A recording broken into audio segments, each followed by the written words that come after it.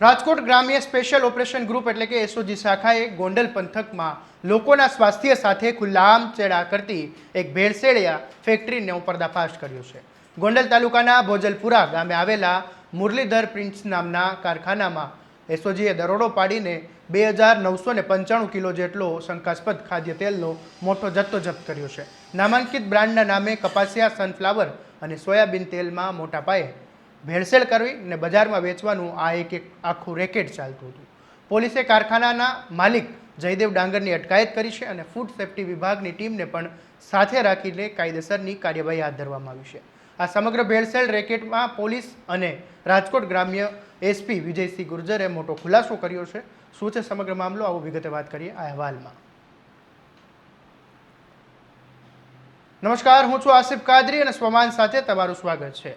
રાજકોટ ગ્રામ્ય એસઓજીના police inspector FA Pargi અને તેમની ટીમને ચોક્કસ એક બાતમી મળે છે કે ગોંડલના ભોજલપુરા ગામે મોટા પાયે ખાદ્ય તેલમાં ભેળસેળ કરીને તેને બજારમાં વેચવાનું એક મોટું રેકેટ ચાલી રહ્યું છે। આ બાતમીના આધારે એસઓજીની ટીમ અને ફૂડ સેફ્ટી વિભાગના અધિકારીઓને સાથે રાખીને મુરલીધર પ્રિન્ટિંગ્સ નામના કારખાના પર ઓચિંતો દરોડો પાડવામાં આવે છે।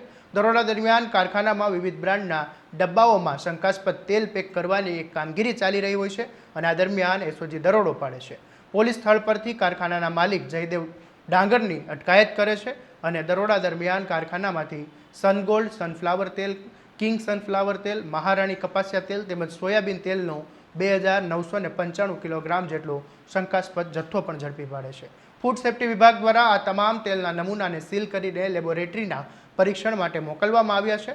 પ્રાથમિક દ્રષ્ટિએ સસ્તા અને કેમિકલયુક્ત અને હલકી ગુણવત્તાવાળા આ તેલની ભેળસેળ કરીને બ્રાન્ડેડ પેકિંગમાં વેચવાનો આ આખો કાળો કારોબાર ચાલી રહ્યો હતો, જેમાં હવે આ મામલે રાજકોટ ગ્રામ્યના એસપી વિજયસિંહ ગુર્જરે એક નિવેદન સામે આપ્યું છે।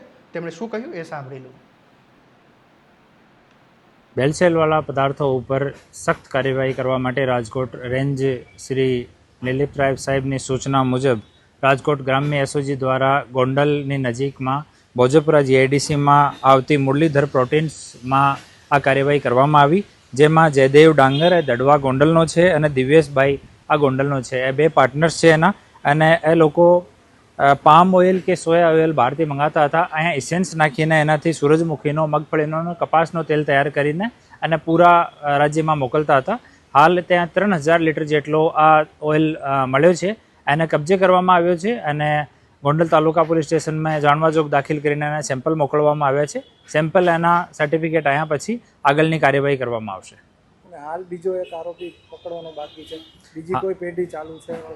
આની હાલ પૂછપરછ ચાલુ છે। આમાંથી એક પાર્ટનર પોલીસ પાસે છે, પૂછપરછ થઈ રહી છે। બીજો પાર્ટનર છે એને બોલાવવાની કાર્યવાહી ચાલુ છે અને આનો સોર્સ ક્યાં છે, આના ડેસ્ટિનેશન ક્યાં ક્યાં હતા, કેટલા સમયથી એ લોકો કામ કરતા હતા, તમામ વસ્તુ વિષયમાં હાલ કાર્યવાહી ચાલુ છે।